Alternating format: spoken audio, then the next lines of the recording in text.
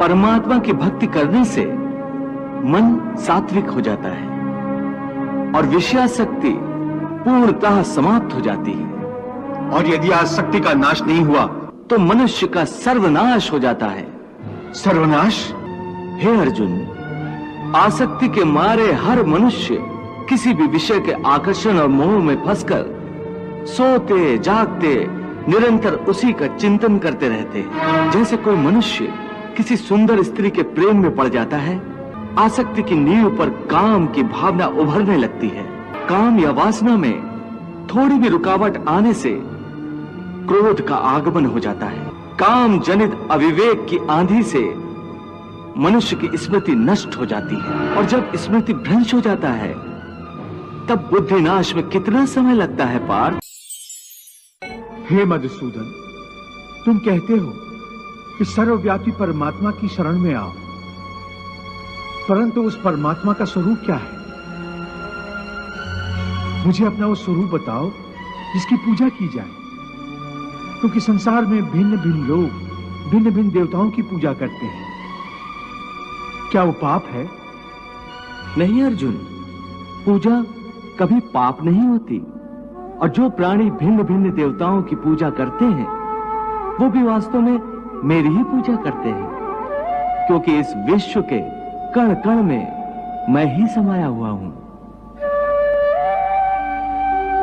ज्ञानी जन अपने ज्ञान चक्षुओं से मुझे हर जगह हर प्राणी के अंदर देख सकते हैं। एक विद्वान ब्राह्मण में भी मैं हूं तो एक चांडाल के अंदर भी मैं हूं, गौ में भी मैं हूं तो एक कुत्ते में भी मैं हूं, हाथी में भी मैं हूं तो चूंटी में भी मैं हूं। विद्या विनय संपन्ने ब्राह्मणे गवि हस्तनी शुनि चैव स्वपाके च पंडिता समदर्शिना। हे पार्थ, इसीलिए अपनी अपनी श्रद्धा के अनुसार प्राणी जिस जिस रूप में भी मेरी पूजा करते हैं वो मेरी ही पूजा करते हैं। इसलिए जो जो सकामी पुरुष जिस जिस देवता के स्वरूप को श्रद्धा से पूजना चाहते हैं, मैं उस भक्त की उस देवता के प्रति श्रद्धा को स्थिर कर देता हूं। यो यो याम याम तनुम भक्तः श्रद्धार्चितुमिच्छति तस्य तस्याचलाम श्रद्धाम तामेव विदधाम्यहम्। इस प्रकार बहुत से जन्मों के पश्चात उसे जब ये ज्ञान हो जाता है कि इस सारी सृष्टि में मुझ वासुदेव के सिवाय और कुछ नहीं है, तो ऐसा ज्ञानी महात्मा अंततः मुझे ही प्राप्त होता है। परंतु हे अर्जुन, ऐसा महात्मा अति दुर्लभ है। कलयुग में मनुष्य की विचारधारा इससे भी गिरी हुई होगी। मनुष्य दूसरों के दुख में अपना सुख ढूंढेगा, अपने परिवार का पेट पालने के लिए दूसरों की हत्या करने में भी उसे कोई ग्लानि, कोई पश्चाताप नहीं होगा। दूसरों के रक्त में सनी हुई रोटी वो स्वयं भी खाएगा और अपनी संतान को भी खिलाएगा। पार्थ, स्थित प्रज्ञ महापुरुष सुख दुख प्रत्येक अवस्था में आत्मिक शांति प्राप्त कर लेता है। परम आनंद में लीन होने से ऐसे मनुष्य को दुख और सुख कभी विचलित नहीं करते। ऐसे स्थित प्रज्ञ मनुष्य का मन उस दिए की भांति होता है जिसकी लौ स्थिर होती है, कभी डोलती नहीं। मेरा अंतिम उपदेश बस इतना ही है कि अब तक जो मैंने तुम्हें ज्ञान, कर्म अथवा योग आदि की शिक्षा दी है, सब भूल जाओ और समस्त धर्मों को भुलाकर केवल मेरी शरण में इस प्रकार आओ जैसे कांटों से लहू लुहान और कीचड़ से लथपथ एक बालक रोता रोता भागकर अपनी बुद्धि पर भरोसा करने में भी खतरा है, इसलिए कि विनाश काल आने पर तो मनुष्य की बुद्धि भी भ्रष्ट हो जाती है। अर्थात जब विपरीत समय आता है तो मनुष्य की अपनी बुद्धि ही उसे गलत रास्ते पर ले जाती है। हे मधुसूदन, मनुष्य न तो अपने मन की इच्छा अनुसार कर्म करे, न ही बुद्धि की सलाह माने, तो फिर मनुष्य बेचारा करे तो क्या करे? ऐसी स्थिति में अपनी प्रवृत्ति के विरुद्ध कोई कैसे जीवन व्यतीत करेगा? हे मधुसूदन, मुक्ति और मोक्ष का रास्ता अपनाने के लिए कोई मनुष्य अपनी प्रवृत्ति को कैसे बदल सकता है? इसका कोई तरीका मुझे बताओ। प्रवृत्ति को बदलने से पहले यह जान लेना आवश्यक है कि प्रवृत्ति कैसे बनती है। अर्थ जो कर्मयोगी होते हैं वो आसक्ति छोड़कर कर्म की सफलता और विफलता में समबुद्धि से काम लेकर योग द्वारा परमात्मा पर आस्था रखकर कर्म करते हैं। इसे ही समत्व योगा कहते हैं। हे पार्थ, ईश्वर को समर्पण करने की भावना से किया हुआ कर्म फल प्राप्ति की कामना से किए हुए कर्म से कई गुना अधिक श्रेष्ठ है।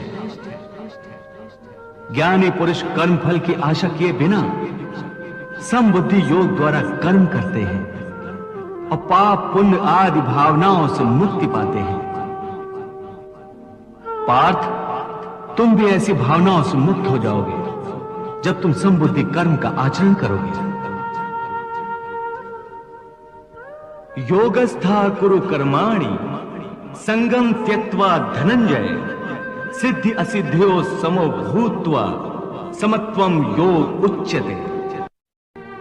एक बात ध्यान में रखो, फल की वासना से फल पर ही दृष्टि रखकर कर्म करने वाला सकाम मनुष्य उत्तम कर्म करने पर भी कर्मयोगी नहीं हो सकता।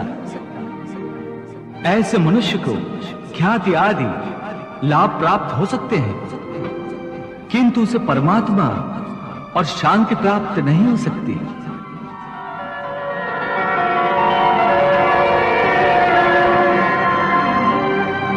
हे केशव, मनुष्य को पाप पुण्य दोनों बंधन कारक है। दोनों से भला बुरा प्रारब्ध बनता है।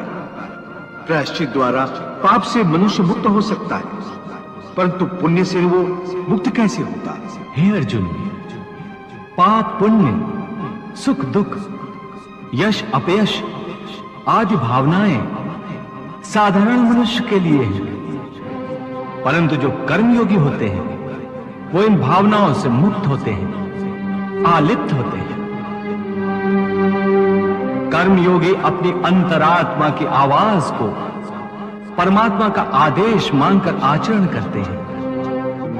इसमें कहां आती है पाप पुण्य की भावना? हे पार्थ, यदि तुम मोह के अधीन हो गए हो तो निष्काम कर्मयोग कैसे अपनाओगे?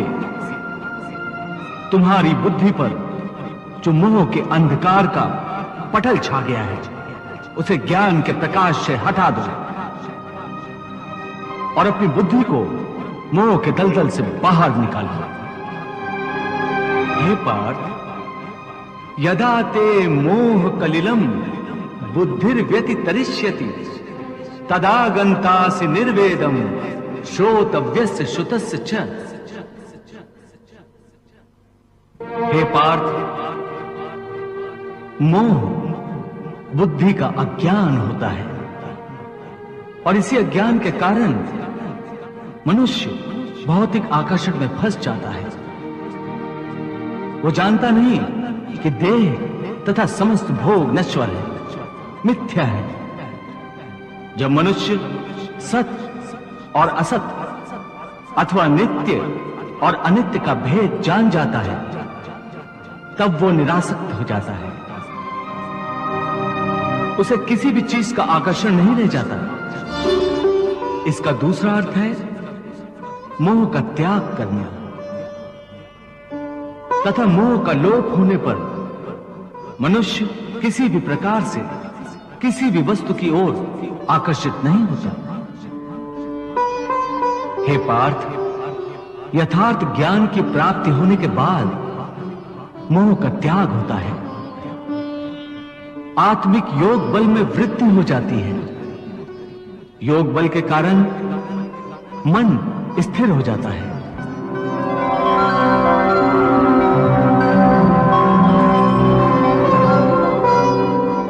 और स्थित प्रज्ञ होने के कारण मनुष्य का परमात्मा के साथ योग हो जाता है।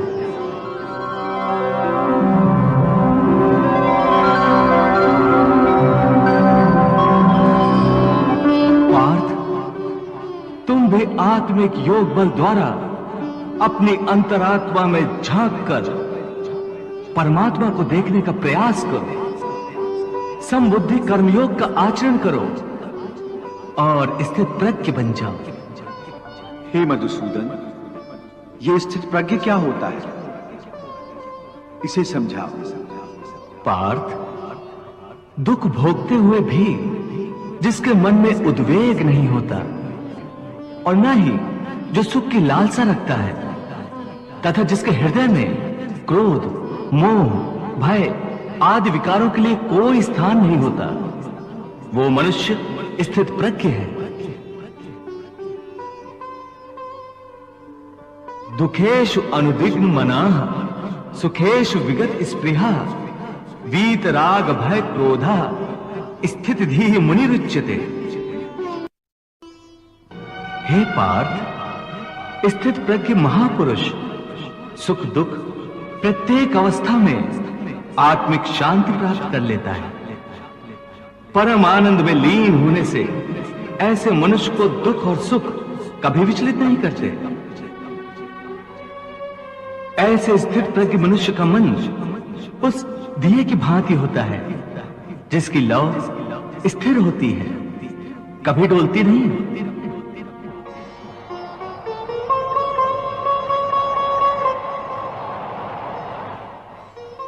प्रभु, दिए की लौ अधिक समय तक अचल और अडोल तो रहती नहीं, वो हवा के हल्के से झोंके से भी तड़पने लगती है।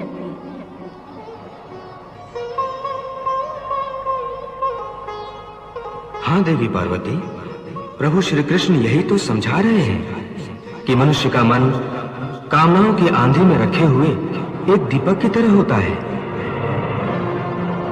कामनाओं के तेज झोंके उस दिए की बाती को स्थिर नहीं रहने देते। प्रभु ये उपदेश दे रहे हैं कि मन को स्थिर रखने के लिए मन की कामनाओं को लगाम देना चाहिए। यदि कामना को लगाम न दी जाए तो एक कामना से दूसरी, फिर दूसरी से तीसरी कामना जन्म लेती रहती है और यह सिलसिला कभी खत्म नहीं होता। जैसे जब किसी व्यक्ति के पास घर न हो तो वो मनुष्य एक झोपड़ा की कामना करता है।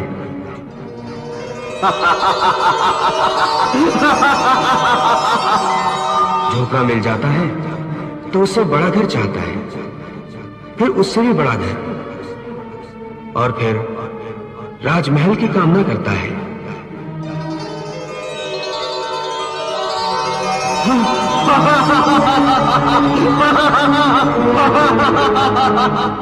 उसकी एक ही कामना असीम रूप लेकर बढ़ती रहती है। तो फिर मनुष्य इन कामनाओं को कैसे लगाम दे सकता है? इसका सही और सरल उपाय यह है कि मनुष्य मन में संतोष पैदा करे। जहां जिस अवस्था में जिस क्षण में उसे संतोष प्राप्त हो जाए, वहीं उसी क्षण में प्राणी सुखी और शांत हो जाएगा। हे कृष्ण, तुम कहते हो कि स्थित प्रज्ञ बनने के मन के दिए की ज्योत को स्थिर रखो, अर्थात मन को इधर उधर डोलने न दो। इसका अर्थ यह हुआ कि कर्म करते समय मन की जगह बुद्धि की बात मानो, मन को बुद्धि के अधीन रखो, यही ना? नहीं अर्जुन, केवल बुद्धि पर भरोसा करने में भी खतरा है। इसलिए कि विनाश काल आने पर तो मनुष्य की बुद्धि भी भ्रष्ट हो जाती है। अर्थात जब विपरीत समय आता है तो मनुष्य की अपनी बुद्धि ही उसे गलत रास्ते पर ले जाती है। हे मधुसूदन, मनुष्य न तो अपने मन की इच्छा अनुसार कर्म करे, न ही बुद्धि की सलाह माने, तो फिर मनुष्य बेचारा करे तो क्या करे? ऐसी स्थिति में अपनी प्रवृत्ति के विरुद्ध कोई कैसे जीवन व्यतीत करेगा? हे मधुसूदन, मुक्ति और मोक्ष का रास्ता अपनाने के लिए कोई मनुष्य अपनी प्रवृत्ति को कैसे बदल सकता है? इसका कोई तरीका मुझे बताओ। प्रवृत्ति को बदलने से पहले यह जान लेना आवश्यक है कि प्रवृत्ति कैसे बनती है। हे अर्जुन, मनुष्य जन्म से ही अपने साथ सत्व,